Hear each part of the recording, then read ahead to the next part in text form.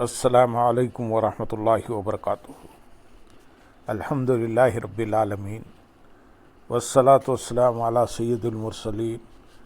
اما بعد فاعوذ باللہ من الشیطان الرجیم، بسم اللہ الرحمن الرحیم۔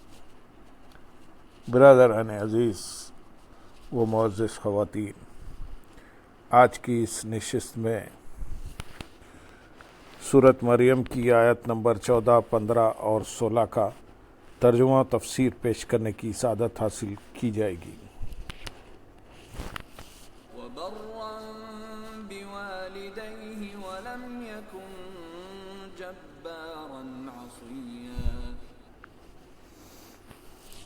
وَسَلَامٌ عَلَيْهِ يَوْمَ وُلِدَ وَيَوْمَ يَمُوتُ وَيَوْمَ يُبْعَثُ حَيًّا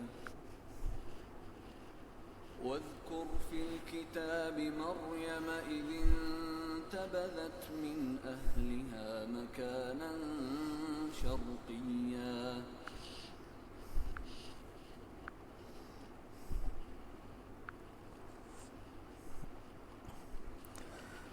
اور وہ اپنے ماں باپ سے اچھا سلوک کرنے والا تھا اور وہ متکبر نافرمان نہیں تھا۔ اس آیت میں حضرت یحییٰ علیہ السلام کی مزید 3 صفات بیان کی گئی ہیں۔ نمبر 1، آپ علیہ السلام ماں باپ کے فرما بردار اور ان سے اچھا سلوک کرنے والے تھے، کیونکہ اللہ تعالیٰ کی عبادت کے بعد والدین کی خدمت سے بڑھ کر کوئی طاعت نہیں، اور اس پر اللہ تعالیٰ کا یہ قول دلالت کرتا ہے۔ اور تمہارے رب نے حکم فرمایا کہ اس کے سوا کسی کی عبادت نہ کرو اور ماں باپ کے ساتھ اچھا سلوک کرو۔ آپ علیہ السلام تکبر کرنے والے اور اپنے رب عزوجل کے نافرمان نہیں، بلکہ آپ علیہ السلام عاجزی و انکساری کرنے والے اور اپنے رب عزوجل کی اطاعت کرنے والے تھے۔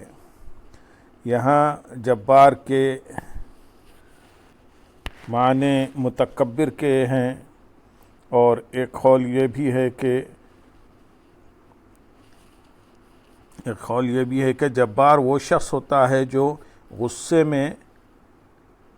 میں مارے اور قتل کرے۔ یاد رہے کہ جبار کا لفظ جب مخلوق کے لیے آئے تو اس کا معنی متکبر ہوتا ہے، اور اگر اللہ تعالیٰ کے لیے آئے جیسے جبار اس کی صفت ہے تو اس کا معنی بالکل مختلف ہوتا ہے۔ جیسے ایک معنی ہے وہ ذات جو اپنی مخلوق پر عالی ہے، دوسرا معنی ہے وہ جو معاملات کو سدھار دیتا ہے، تیسرا معنی ہے وہ جو اپنے ارادے میں غالب ہے،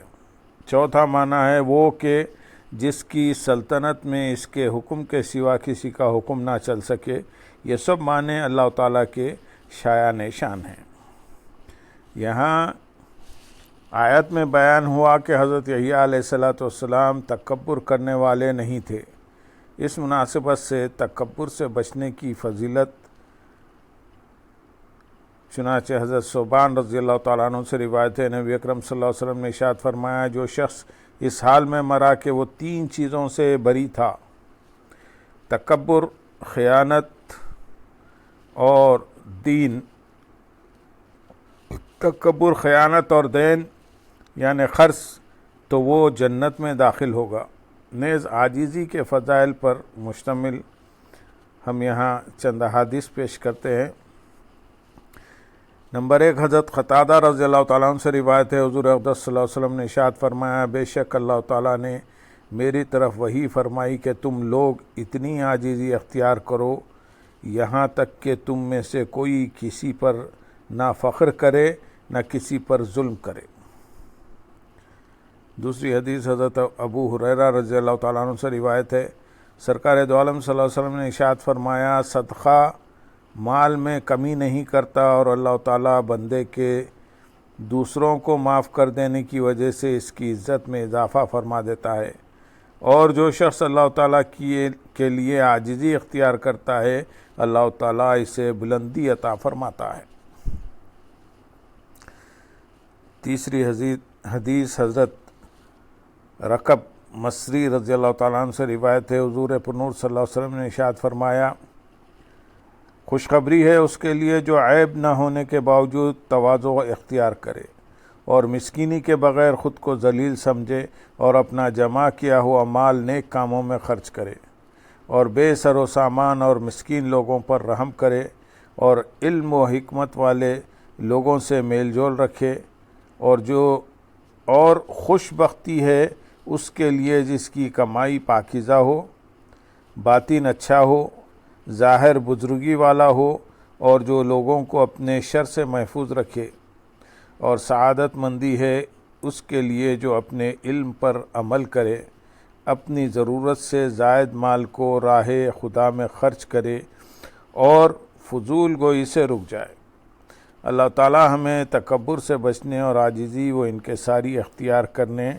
کی توفیق عطا فرمائے، آمین یا رب العالمین۔ آیت نمبر 15 میں ارشاد ہے، اور اس پر سلامتی ہے جس دن وہ پیدا ہوا اور جس دن وہ فوت ہوگا اور جس دن وہ زندہ اٹھایا جائے گا، یعنی جس دن حضرت یحییٰ علیہ السلام پیدا ہوئے اس دن ان کے لیے شیطان سے امان ہے کہ وہ عام بچوں کی طرح آپ علیہ السلام کو نہ چھوئے گا، اور جس دن آپ علیہ السلام وفات پائیں گے اس دن ان کے لیے عذاب قبر سے امان ہے، اور جس دن آپ علیہ السلام کو زندہ اٹھایا جائے گا اس دن ان کے لیے قیامت کی سختی سے امان ہے۔ اس آیت کی تفسیر میں ایک قول یہ بھی ہے کہ پیدا ہونے، وفات پانے اور زندہ اٹھائے جانے کے یہ تینوں دن بہت وحشت ناک ہیں، کیونکہ ان دنوں میں آدمی وہ دیکھتا ہے جو اس سے پہلے اس نے نہیں دیکھا، اس لیے ان تینوں مواقع پر انتہائی وحشت ہوتی ہے۔ تو اللہ تعالیٰ نے حضرت یحییٰ علیہ السلام کا اکرام فرمایا کہ انہیں ان تینوں مواقع پر امن و سلامتی عطا فرمائی۔ حضرت سفیان بن عینیہ رحمۃ اللہ علیہ فرماتے ہیں کہ انسان کو 3 دنوں میں وحشت کا سامنا ہوتا ہے۔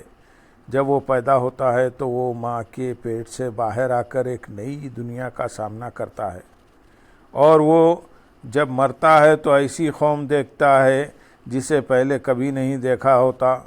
اور جب دوبارہ زندہ کیا جائے گا تو اپنے آپ کو ایک عظیم محشر میں پائے گا جس کی مثل اس نے کبھی نہ دیکھا ہوگا۔ تو اللہ تعالیٰ نے حضرت یحییٰ علیہ السلام کو ان تینوں وقتوں میں امان و سلامتی کا مژدہ دیا۔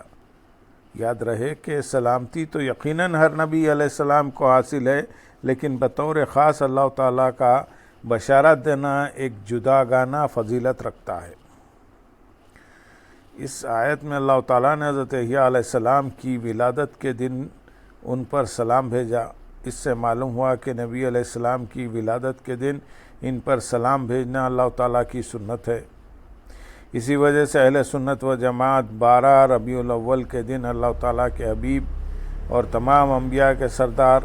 صلی اللہ علیہ وسلم کی ولادت کا دن مناتے ہیں، اور اس دن آپ صلی اللہ علیہ وسلم پر درود و سلام کی کثرت کرتے ہیں۔ نظم و نثر کی صورت میں آپ کی شان اور آپ کے فضائل و مناقب بیان کرتے ہیں۔ فی زمانہ کچھ لوگ اسی آیت مبارکہ کو بیان کر کے یہ اعتراض کرتے ہیں کہ حضرت یحییٰ علیہ السلام کی وفات کے دن بھی ان پر سلام بھیجا گیا ہے، اس لیے تم جس طرح رسول اللہ صلی اللہ علیہ وسلم کے میلاد کا دن خوشی کا اظہار کر کے مناتے ہو، اسی طرح ان کی وفات کا دن بھی غم ظاہر کر کے منایا کرو۔ اس کا جواب یہ ہے کہ اللہ تعالیٰ نے ہمیں قرآن مجید میں اپنی نعمت کا چرچا کرنے اور اپنا فضل و رحمت ملنے پر خوشی منانے کا حکم دیا ہے، اور چونکہ حضور پرنور صلی اللہ علیہ وسلم سے بڑی اللہ تعالیٰ کی کوئی نعمت نہیں، اور حضور اقدس صلی اللہ علیہ وسلم کا سب سے بڑا فضل اور سب سے بڑی رحمت ہے، اللہ تعالیٰ کا سب سے بڑا فضل اور سب سے بڑی رحمت ہے، اس لیے جس دن اللہ تعالیٰ نے ہمیں اپنا حبیب صلی اللہ علیہ وسلم عطا کیا، اس دن ہم آپ صلی اللہ علیہ وسلم کا میلاد مناتے، آپ صلی اللہ علیہ وسلم کی عظمت و شان کے چرچے کرتے، اور آپ صلی اللہ علیہ وسلم کی دنیا میں تشریف آوری کے دن خوشیاں مناتے ہیں۔ آیت نمبر 16 میں ارشاد ہے، اور کتاب میں مریم کو یاد کرو جب وہ اپنے گھر والوں سے مشرق کی طرف ایک جگہ الگ ہو گئی۔ اس سے پہلی آیت میں حضرت زکریہ علیہ السلام کا واقعہ بیان ہوا کہ انہیں بڑھاپے کی حالت میں اور زوجے کے بانجھ ہونے کے باوجود اللہ تعالیٰ نے ایک نیک اور صالح بیٹا عطا فرمایا، اور یہ واقعہ اللہ تعالیٰ کی قدرت کی بہت بڑی دلیل ہے۔ اب یہاں سے اللہ تعالیٰ کی قدرت پر دلالت کرنے والا ایک اور انتہائی حیرت انگیز واقعہ بیان کیا جا رہا ہے۔ چنانچہ اللہ تعالیٰ نے ارشاد فرمایا، اے پیارے حبیب صلی اللہ علیہ وسلم، آپ قرآن کریم میں حضرت مریم رضی اللہ تعالیٰ عنہ کا واقعہ پڑھ کر ان لوگوں کو سنائیے تاکہ انہیں ان کا حال معلوم ہو جب وہ اپنے گھر والوں سے مشرق کی طرف ایک جگہ الگ ہو گئی اور اپنے مکان میں یا بیت المقدس کی شرقی جانب میں لوگوں سے جدا ہو کر عبادت کے لیے خلوت میں بیٹھی۔ مریم کے معنی ہیں عابدہ، خادمہ۔ آپ رضی اللہ تعالیٰ عنہ بچپن سے بیت المقدس کی خادمہ تھی